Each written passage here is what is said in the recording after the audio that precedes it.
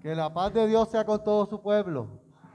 Qué bueno es estar en la casa del Señor. Qué bueno que hoy Dios nos ha dado el regalo de la vida y que nuevamente podemos reunirnos juntos y en armonía para alabar y glorificar el nombre del Señor.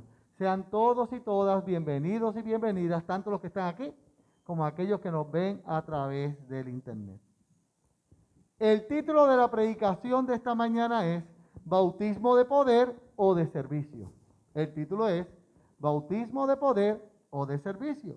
Y me baso en el Evangelio Liberador de Jesucristo, según San Marcos, capítulo 1, versículos del 4 al 11, lectura que ya hemos tenido en la liturgia de hoy. El tema del Evangelio de Marcos gira alrededor de la figura de Jesús histórico y lo que provoca ese Jesús histórico en la gente que se encuentra con él. Marcos, al principio de su obra, a modo de introducción, afirma que Jesús, ante todo, es el Hijo de Dios y que el relato de su vida es una buena noticia, la noticia de salvación. Marcos anuncia la cercanía del tiempo mesiánico. Este tiempo está tan cerca y tan cerca que ya se escucha a su mensajero. Juan el Bautista es el mensajero anunciado, el esperado, el nuevo Elías, el que prepara el camino del Señor. Y lo hace practicando el bautismo del arrepentimiento, el bautismo del cambio de vida, de una nueva actitud hambrienta, una actitud hambrienta de servicio y no de poder. Y Juan no permite que nadie se confunda con él. Él afirma que no es Mesías, sino que es menos que el siervo de Mesías, que solo puede bautizar con agua de una forma simbólica de arrepentimiento, pero Mesías, Jesús, bautizará con el Espíritu. Y en el bautismo de Jesús, nosotros podemos ver ese servicio de Dios. ¿Sí? El bautismo de Jesús no es un bautismo de poder, sino de servicio. Fíjense en esto, amada iglesia. Jesús en su bautismo asume nuestra condición de pecadores y pecadoras. Con ello expresa su determinación de dar la vida por los demás. El descenso del Espíritu Santo en forma de paloma afirma la reapertura de la comunicación entre el cielo y la tierra. Dios se hace visible a la humanidad por medio de Jesús, su Hijo. Al parecer, la religión de aquel tiempo de Jesús histórico no provocaba mucho cambio en la vida de las personas. La gente estaba inmersa en ritos de purificación, en sacrificio, en elitismo de supuesta pureza, lleno de supersticiones, con costos económicos altísimos, pero que no transformaba su vida. Era una religión de poderosos, pero no había cambio y subyugaban a los vulnerables.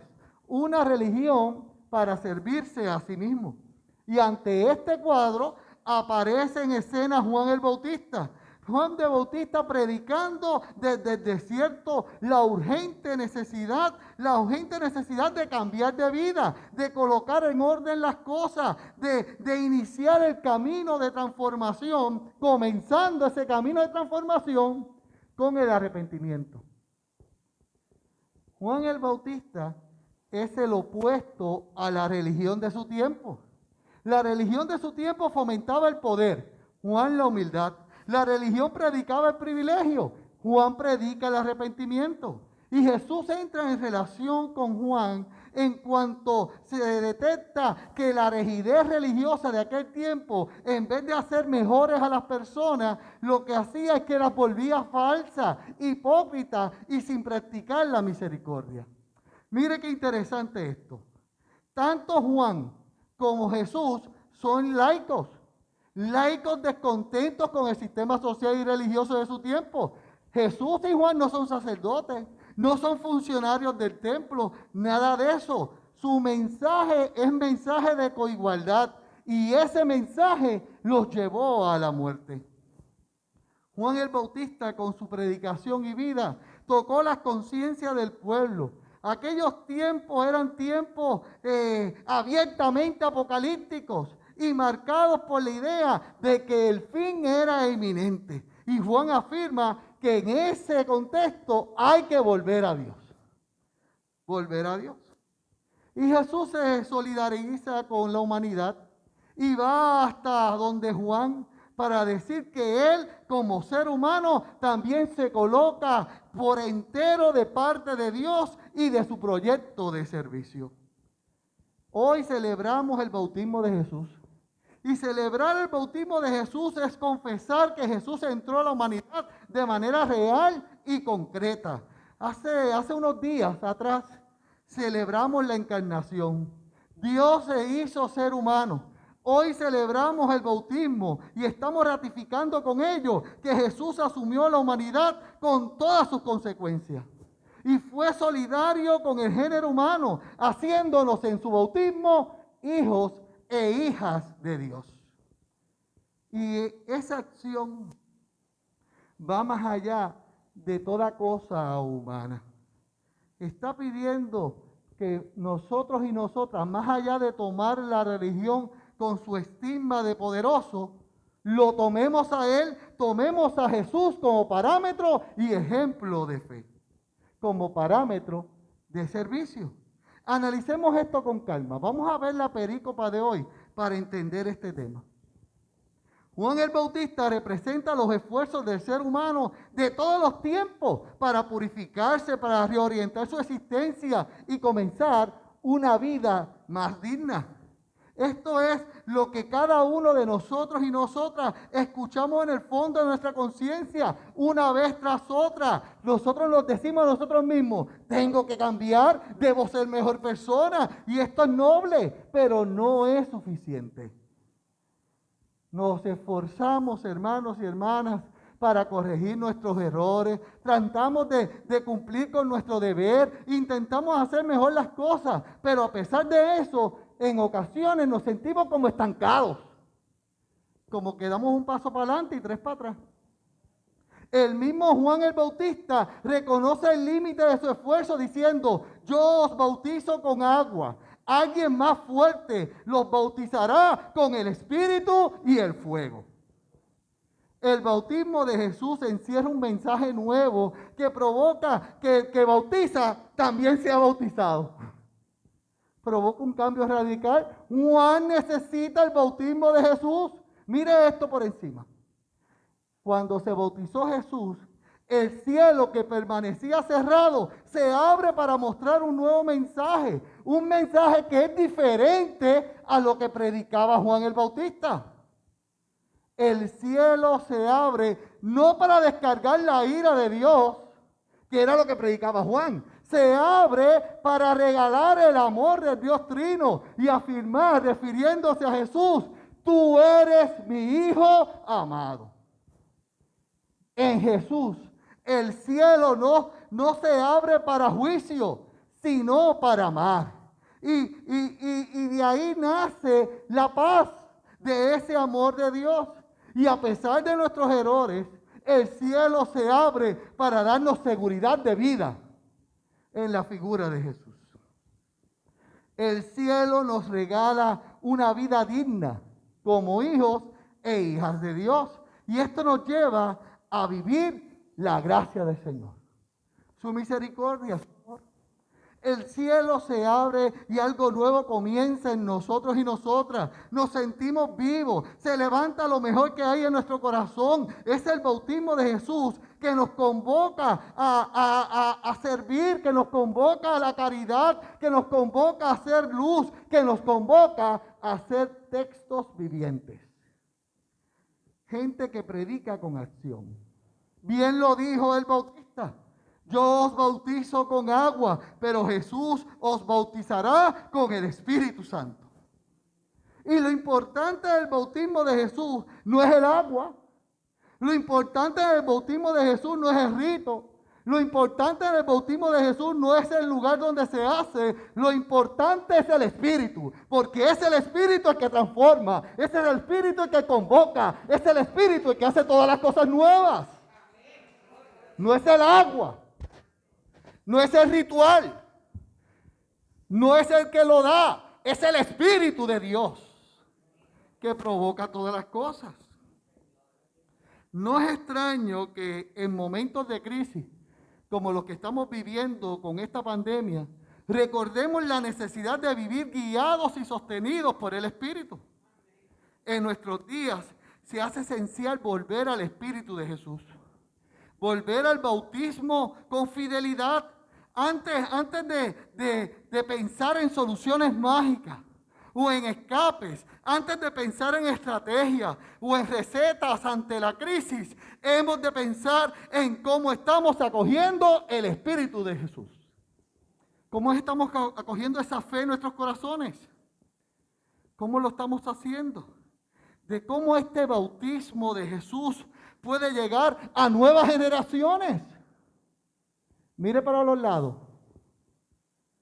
¿Verdad que hay poquita representación de nuevas generaciones?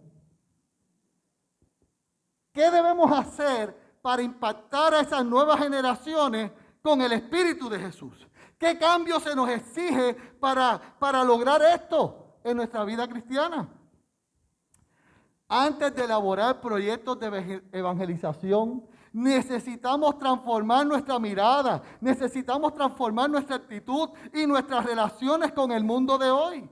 Necesitamos parecernos más a Jesús, dejarnos que el Espíritu Santo de Dios trabaje en nuestro ser, porque solo Jesús puede darle a la iglesia un rostro nuevo, un rostro de amor.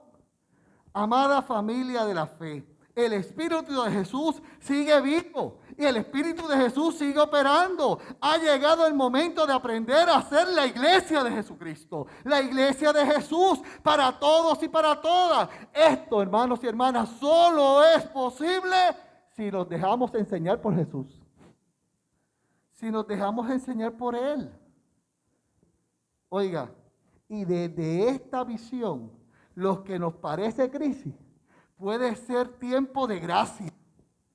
Pienso, amada Iglesia Metodista Betel y Circuito, que se está creando las condiciones en lo que lo esencial del Evangelio puede resonar como una manera nueva en nuestra vida y de nuestra sociedad. Porque una iglesia más frágil, una iglesia más débil, una iglesia más humilde puede hacer que el Espíritu de Jesús sea enaltecido y acogido como una verdad radical en la vida. Porque cuando nosotros los debilitamos, el Espíritu se engrandece. Porque entonces reconocemos que no somos nosotros, ni nosotras, que es el Espíritu Santo de Dios. Mire, no somos nosotros y nosotras los que hemos podido mantener esta iglesia abierta en medio de una pandemia. Es el Espíritu Santo de Dios que respalda esta iglesia, que ama esta iglesia, que sostiene esta iglesia. Es el Espíritu Santo de Dios que ha multiplicado los recursos para poder seguir adelante. Es el Espíritu Santo de Dios el que toca la vida de un grupo de hermanos para poder que las personas sin hogar tengan alimento. Es un grupo de hermanos que recibe el Espíritu Santo para vestir al desnudo, para dar esperanza, para decirle al mundo, Cristo es sanidad, Cristo es protección, Cristo es libertad. Pero para eso hay que tener el Espíritu Santo de Dios, que solo se da con el bautismo de Jesús. No con el bautismo de los seres humanos, escuche bien, con el bautismo de Jesús. Porque de poco sirve reforzar nuestra institución como iglesia, de salvaguardar los ritos, si falta en la vida del creyente una experiencia viva con el Dios Trino, una experiencia real. Si la iglesia quiere ser fiel a su misión y no asfixiarse en sus propios problemas, si quiere aportar algo al ser humano contemporáneo, tiene que redescubrir a Jesús. Tiene que redescubrir a Jesús. Tiene que ser puente para el encuentro con Dios. Esa es la misión de la iglesia. Ese es el llamado. Porque sepa usted que en ocasiones la iglesia habla mucho, pero la pregunta teológica profunda y medular es, ¿y dónde y cuándo la iglesia escucha al Dios Trino? ¿Y dónde y cuándo se coloca humilde y sinceramente ante Jesús, su único Señor? ¿Y cuándo y dónde vive ese bautismo de Jesús? Porque nos hemos acostumbrado a decir que creemos en Dios sin que nada decisivo suceda en nuestra vida. Creemos por creer. A veces utilizamos el afirmar que tenemos fe como excusa para no anclarnos en un encuentro transformador con Jesús y quedarnos igual. La tarea primaria de la iglesia contemporánea es redescubrir y acoger en sí misma la fuerza viva del Espíritu Santo de Jesús, que es el que convence, que es el que transforma, y movernos de un sistema de poder que lo que hace es manipular y atemorizar con amenazas de muerte a un sistema de misericordia instituido por el bautismo de Jesús. ¿Me está entendiendo? Decía. Me explico. La búsqueda de poder ha superado los límites en todas las esferas. Nosotros y nosotras conocemos el lenguaje del poder, conocemos sus jugadas, conocemos ese poder que se viste de arrogancia. Todo el mundo quiere ser poderoso, todo el mundo quiere ser protagonista, porque la regla general del poder es nunca te agaches por nada, nunca aparentes debilidad, nunca reconozcas errores. Nunca ayudes a alguien que no pueda pagarte el favor. Esa búsqueda de poder te dice, no arriesgues tu posición. Y el poder se construye con títulos, se construye con tarjetas de crédito doradas, se construye con títulos importantes. Y la movida del poder son equivalentes. ¿Usted se acuerda de aquel juego que se llamaba rompeespaldas? ¿Nadie jugó rompeespaldas? Me estoy volviendo viejo. Paola dijo no. Mire, en mi tiempo había un juego que se llamaba rompeespaldas. Y el juego se componía de dos equipos. Y la dinámica era llegar a la cima brincando sobre la espalda del contrincante. Y una vez en la cima, la tarea era no caerse, permanecer en la cima. En el juego uno no podía distraerse, porque si se distrae, se cae. Hoy en día nuestra sociedad y religión juega rompeespaldas, utilizando a los demás para alcanzar sus metas. La meta es el poder absoluto. La meta es el protagonismo. La meta es que me vean como fuerte. Y la búsqueda de poder ha superado los límites. Y los que buscan esa meta no hacen otra cosa que presionar a los demás, que montarse en la espalda de los otros para alcanzar la cima. Pero el poder y el servicio de excelencia son antónimos. No mezclan, no. Es como el agua y el aceite. El servicio provoca la excelencia basada en el amor, no en el poder. En el servicio, no en la dominación.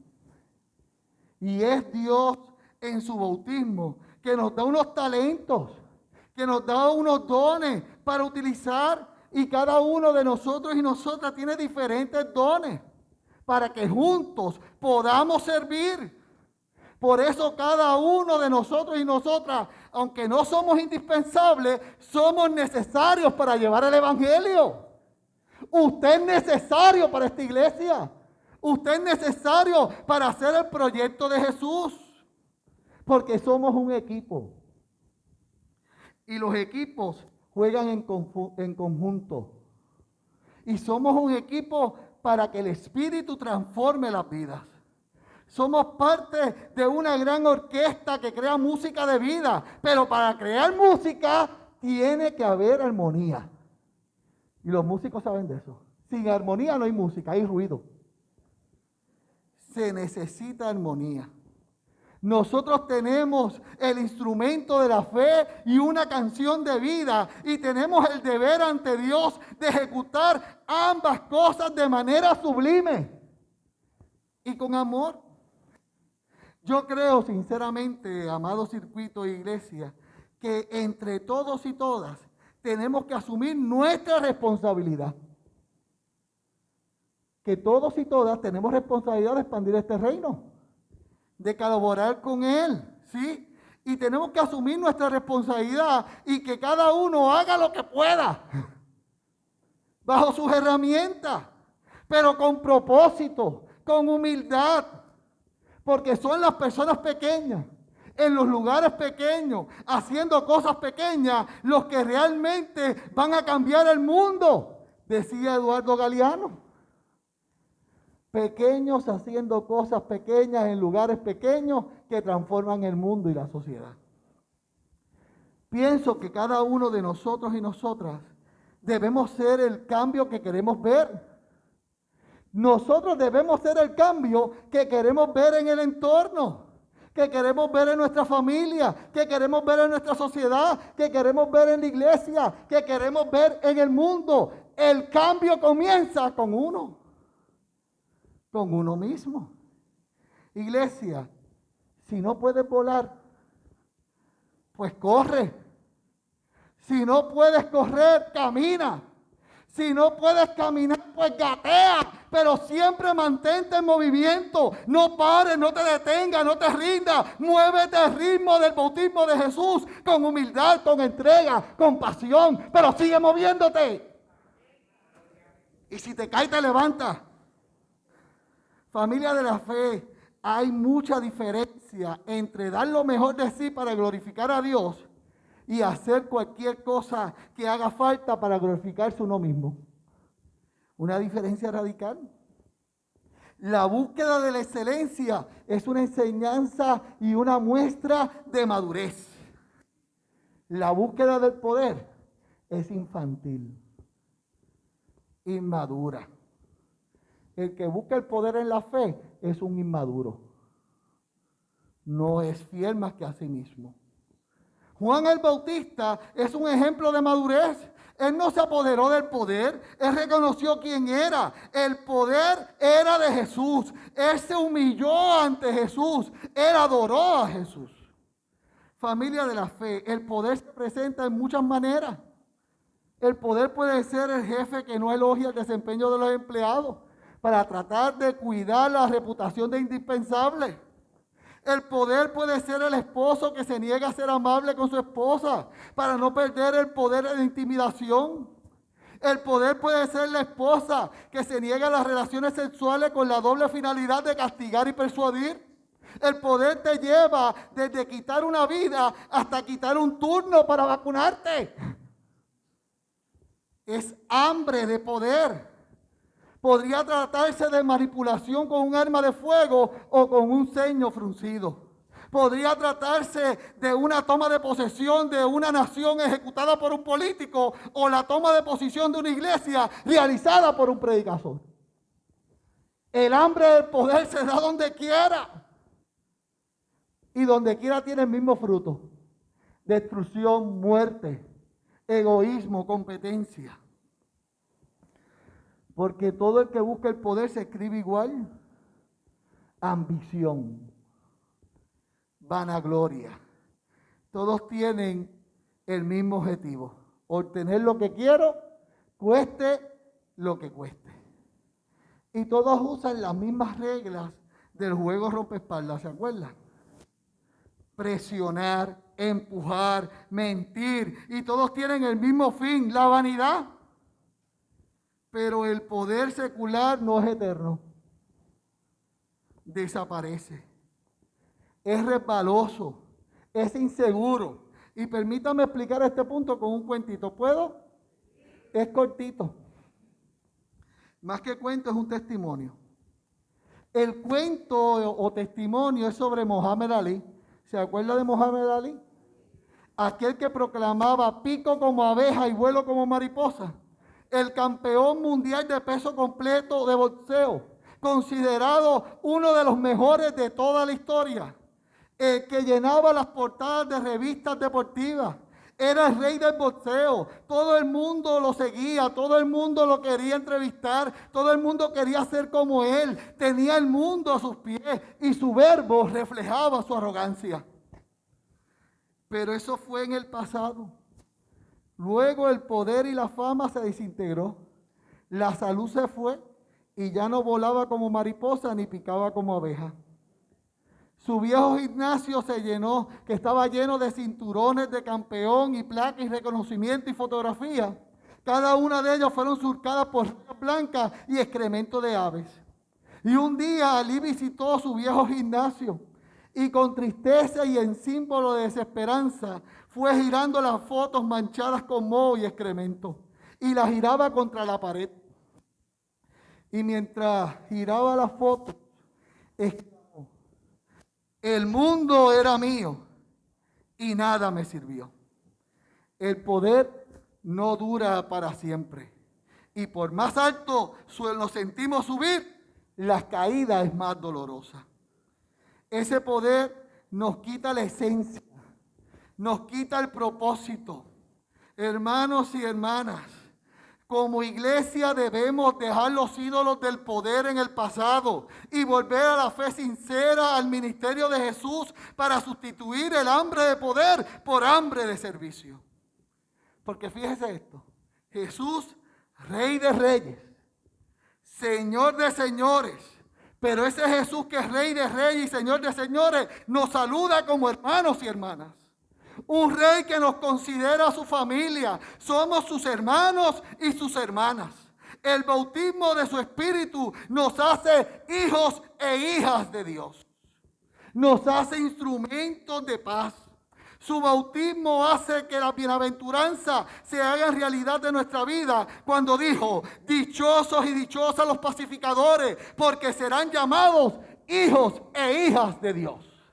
La iglesia no divide, la iglesia une. La iglesia no hiere, la iglesia sana. La iglesia no busca el poder, la iglesia busca el servicio. La iglesia usa de parámetro a Jesucristo el Señor, el que está aquí. ¿Está entendiendo, iglesia? Ser un agente de poder es ser un detonante de destrucción. Y si usted tiene dudas, mire lo que está pasando en los Estados Unidos. Si eso no es hambre de poder. ¿Sí? El poder detona la destrucción.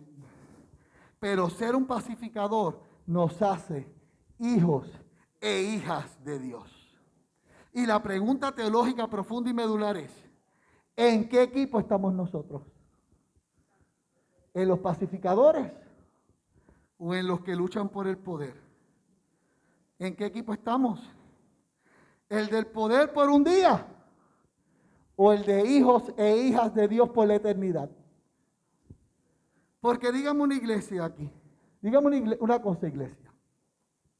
De aquí a 1000 años, ¿tendrá importancia los títulos que hayamos logrado? De aquí a 1000 años. De aquí a 1000 años, ¿tendrá importancia el dinero que hemos ganado? De aquí a 1000 años, ¿dónde estará la fama obtenida? Pero ser hijos e hijas de Dios es para siempre. No caduca, no finaliza. Ser hijo e hija de Dios es hacernos más humanos. Analice las diferencias entre el poder y el servicio, iglesia. Analícelo con calma. En nuestros días se nos obliga a vivir con rapidez, sin detenernos en nada ni en nadie. Y la felicidad no tiene tiempo para llegar al corazón. Se nos olvida escuchar la vida. El silencio nos podría curar, pero nuestro estilo de vida es muy ruidoso. Estamos saturados con 1000 ocupaciones. Cada vez hay menos espacio para el bautismo del Espíritu en nuestra vida diaria. Y privados de alimento espiritual, no vivimos, sino que sobrevivimos. Sobrepasamos los días. Porque olvidar nuestra vida espiritual es tejible. Si olvidamos la vida espiritual, nos vamos revistiendo de capas y más capas de proyectos seculares, de ocupaciones y hasta falsas ilusiones, aprendiendo a vivir como cosas, rodeados de cosas. Pero lo realmente triste es que en ocasiones la religión se hace cómplice de esto. Y en un mundo que se inclina a lo exterior, Dios es reducido a un objeto más y un objeto lejano y poco pertinente para la vida diaria. Pero es en el bautismo de Jesús que podemos transformar, limpiar y sanar. Y la tarea de la iglesia es ser instrumento para que personas se relacionen con Jesús y sean bautizadas con su Espíritu, que no tiene que ver con ritos ni con manifestaciones místicas. Tiene que ver con servicio, tiene que ver con fidelidad, tiene que ver con consistencia, con inclusión, en síntesis, con ser testimonio, con el fruto. Con eso es que tiene que ver. Y nada más. Un espíritu que nos enseña a ser más humanos y a acoger a Dios que habita en el interior de nuestra vida y es el centro de nuestra existencia. No es predicar con palabras, porque ya los oídos están saturados de palabras, buena y mala. Es predicar con acciones, para promulgar una experiencia real, viva, concreta, de una alegría interior nueva y diferente, para tener certeza de lo que uno cree en verdad. Que no es creer por creer, porque hay muchos y muchas que no saben en qué Dios creen. No saben. Y en estos casos, una falsa percepción de Dios, la fe se convierte en una lucha entre conciliar el amor y la ira de Dios, la bondad y la justicia, el miedo y la confianza, porque están enfocadas en un sistema de poder y no en un sistema de misericordia. Y vienen a la fe más por miedo que por amor. Y así no funciona, porque eso es una fe que se preocupa por el beneficio personal, por lo que pueda sacar de la fe. Tienen fe para ver qué obtengo de ella, qué me da, qué ganancia. Y en el bautismo de Jesús, el beneficio que produce la fe en nosotros y en nosotras es para servir y provocar un cambio social. La fe es comunitaria para transformar un mundo entero. Ese fue el ministerio de Jesús. Pero esto nos confunde y nos impide vivir con gozo y confianza en una relación personal con el Dios Trino, visualizando un Dios patriarcal todopoderoso, cuando Dios, por definición universal, es amor. Amor. Y es el amor lo que hace hermoso que Dios sea todopoderoso. ¿Me entendió? El amor. Y de esta forma seguimos a Dios por amor, no por poder. Por amor. Jesús es la imagen perfecta de Dios. Y nos presenta a un Dios auténtico que se relaciona libre de falsos miedos y proyecciones. Finalizo, amada iglesia, porque se está haciendo esto largo, afirmando según el relato bíblico que tomamos hoy, la perícopa de hoy. El cielo se abre, no para descubrir la ira de Dios. No es para descubrir la ira de Dios que llega hambriento de sangre y venganza, como pensaba Juan el Bautista, no. Sino que se abre para que descienda su espíritu de amor vivificador, que hace que ofrende su vida para que usted y yo lo conozcamos, para darnos nuevas oportunidades, para levantarnos no importando las veces que hemos caído. Iglesia Metodista Betel Circuito, enfoquémonos en el amor y procuremos ese amor para que cada día más personas sean bautizadas por el Espíritu de Jesús. Y que se levante la fe, se levante la esperanza. Ese bautismo de Jesús se puede dar en el adicto que transforma su vida. Ese bautismo de Jesús se puede dar en el alcohólico, en la disfuncionalidad de la familia. Pero es el bautismo que cambia vidas. Iglesia, que el bautismo del Espíritu se apodere de nosotros. Y nos haga una nueva criatura. Y nos haga la iglesia de Jesús. Dios te bendiga y Dios te guarde.